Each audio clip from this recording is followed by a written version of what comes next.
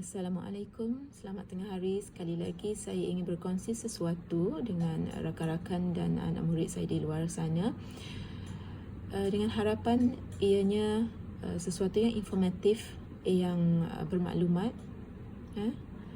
untuk semua. Hari ini saya ada sekeping gambar seperti mana yang saya tunjukkan. Apa yang anda dapat lihat, ya? Yang anda dapat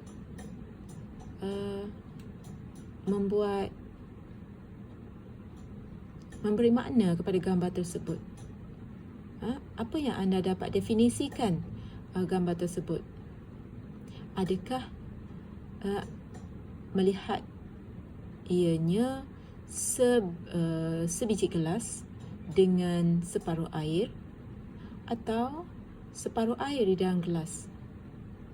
Baiklah, itu semua tidak menjadi persoalannya di sini. Apa yang saya ingin lontarkan di sini ialah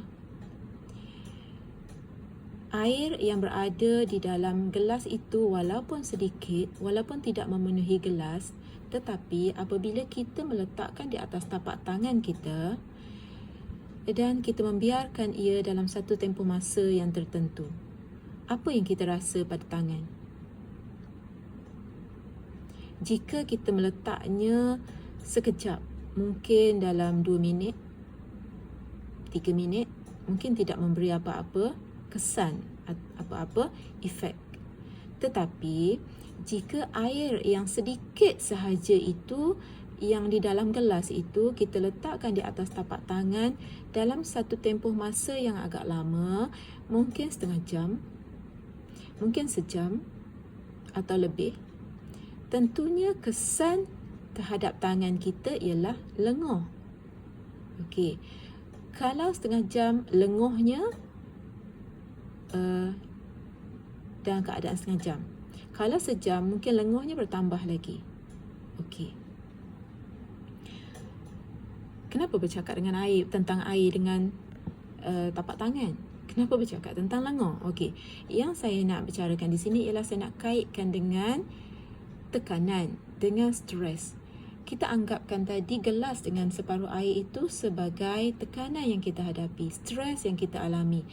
Jika kita biarkan, walaupun asalnya stres itu sedikit, seperti air dan gelas itu hanya sedikit sahaja, tidak memenuhi gelas pun. Okey, kita anggapkan, kita bayangkan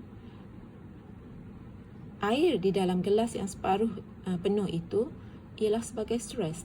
Kita menghadapi tekanan hanya sedikit, tetapi kita membiarkan ia lama lagi tanpa mencari solusi, tanpa mencari jalan penyelesaian untuk menangani. Kita biarkan, kita kata tak apa, tak ada masalah, tak ada stres.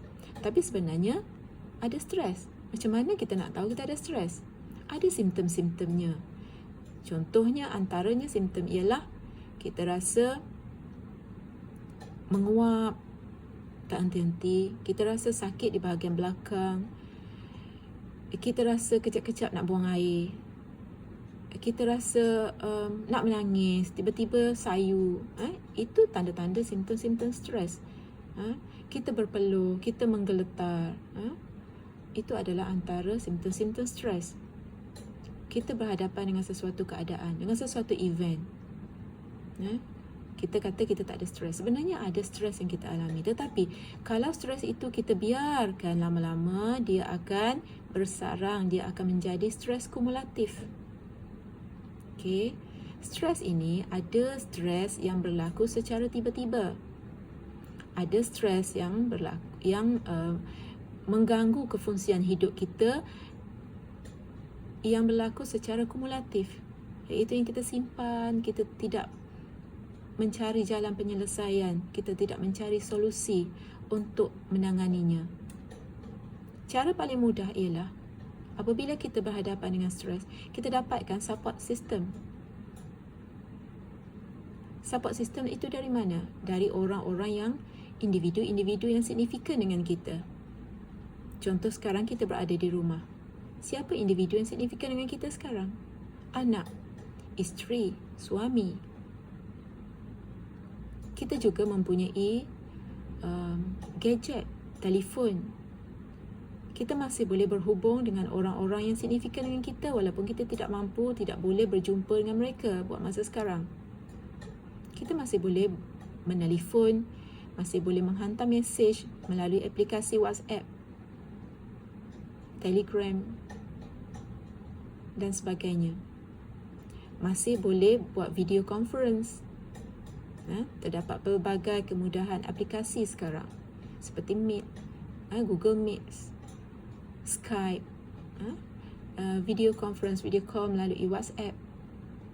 Kita ceritakan tekanan yang kita hadapi dengan orang yang kita percaya, orang yang signifikan dalam hidup kita, orang yang kita percaya seperti ibu, ayah, isteri, suami.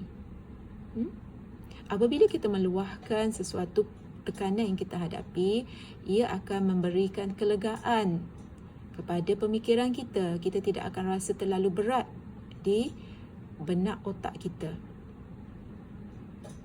Dan mungkin apabila kita bercerita, kita berkongsi dengan orang yang signifikan, orang yang kita percaya, mungkin ada solusinya, mungkin ada pandangannya yang kita boleh pertimbangkan. Inilah yang akan menghasilkan coping skill yang baik. Jadi ingat ya, jika kita mempunyai sedikit sahaja pun tekanan, sedikit sahaja pun stres, jangan disimpan sehingga menyebabkan ianya terkumpul menjadi kumulatif stres.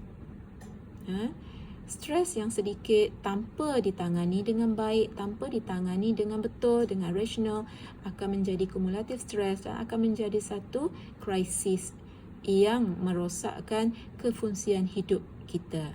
Okey.